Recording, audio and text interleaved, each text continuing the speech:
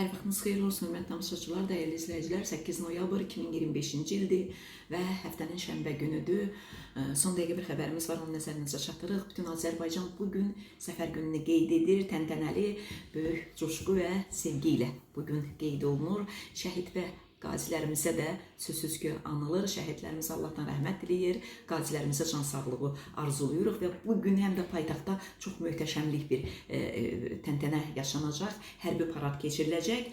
Hərbi paradın keçirilmə vaxtı isə saat 13-ə təsadüf edəcək. Azərbaycan Respublikası Prezidenti Silahlı Qüvvələrin Ali Baş Komandanı İlham Əliyevin göstərişi ilə keçiriləcək tədbirdə ölkənin müxtəlif qoşun növləri, o cümlədən xüsusi təyinatlı qüvvələr, Dövlət Təhlükəsizlik Xidməti, Dövlət Sərhəd Xidməti, Daxili Qoşunlar, Hərbi Hava və Dəniz qüvvələri iştirak edəcək.